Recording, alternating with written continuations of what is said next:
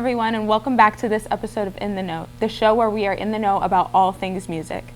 In this episode, we will discuss an artist that has reinvented what it means to be a pop star. She is one of the top-selling music artists in the world. Her music has helped thousands around the globe express themselves no matter their race, sexuality, gender, and more. An EGOT in the making, having a Grammy and an Oscar, she just released her genre-bending album Mayhem, and she is set to headline Coachella this year. She is Mother Monster. Her name is Lady Gaga. Lady Gaga was born Stephanie Joanne Angelina Germanotta in New York City to Cynthia Louise and Joseph Germanotta. She grew up in an Italian Catholic household and attended Convent of the Sacred Heart. She was accepted into the youth program at the Juilliard School for Classical Piano at the age of 11, though she went to Sacred Heart. Gaga describes her Catholic school days as not the best environment and a rebellious haven for herself. It is definitely evident in her music. In her teens, she began to audition for shows, play open mic nights, and study film acting at the Lee Strasberg Theater and Film Institute. She played background characters in music videos for AC/DC and a high schooler in The Sopranos. I mean, could it get any more Italian? At the end of Lady Gaga's teens, she gained early admission to the New York University Tisch School of the Arts and majored in music and formulated a thesis surrounding pop artists. She was genuinely meant for this. Gaga worked immensely to get in a studio and spread her art. She was a performer at school and outside of school. After recording with Mel Mel and creating a band called SG Band, Gaga was discovered by talent scout Wendy Starland, who recommended her to record producer Rob Fusari. After meeting, she began to develop the persona of Lady Gaga. The actual name Lady Gaga stems from the iconic Queen song Radio Gaga and an auto-corrected radio to lady text sent from Fusari to Gaga. After establishing the company Team Love Child LLC with Fusari, Lady Gaga began creating her own version of burlesque electronic pop. She had an inspiration for glam rock with David Bowie and Queen. She worked with many DJs and artists including DJ Lady Starlight. After performing at Lollapalooza with a performance art piece by Lady Gaga and the Starlight Review, Gaga got a music publishing deal with Sony and wrote songs for Fergie, the Pussycat Dolls, and the Britney Spears.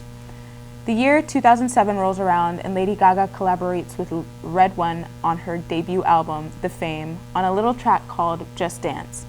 Little did they know that they were making history in pop music. The Fame and the deluxe album, The Fame Monster, are one of the most credited albums ever written. Winning 5 Grammys, these albums gave us songs like Poker Face, Paparazzi, Just Dance, Alejandro, Telephone featuring Beyonce, and so many more bangers. This album made Lady Gaga a household name. She was camp and outside of the box, a chameleon, if you will. She made herself the art piece. Everyone kept talking about this woman who wore a meat dress to the VMAs and showed up in an egg to the Grammys. Born This Way was the record that made her a true icon. Lady Gaga hit a world record with that song being the fastest selling single on iTunes. Born This Way was also ranked 484 on the Rolling Stones top 500 best albums.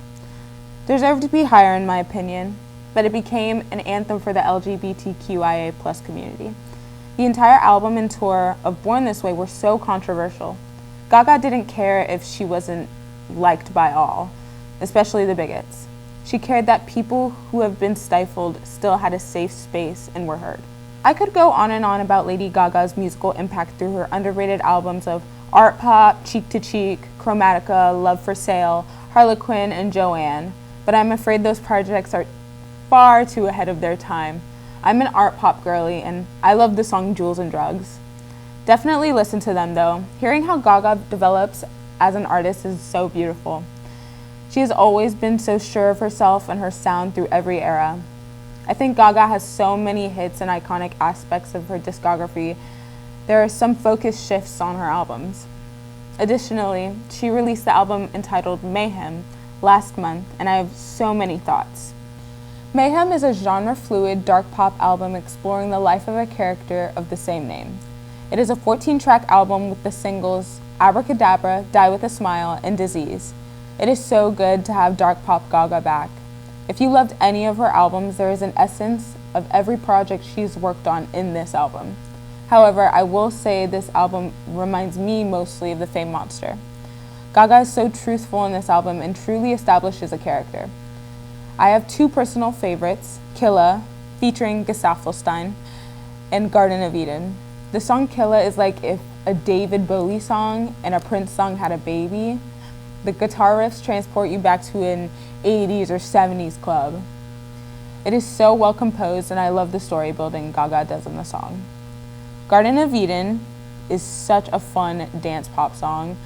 The bass will literally move you without you even realizing. Gaga announced that she's going on the Mayhem Ball tour, and pre-sale was yesterday. I will say, your girl did not get tickets. However, I will get myself there somehow. I will see you soon, Gaga. Thank you so much for watching this episode of In the Know. Your assignment for this episode is to listen to a Lady Gaga album you haven't given enough love to. If that's none of them, then you have a lot of work to do. Hope to see you guys soon.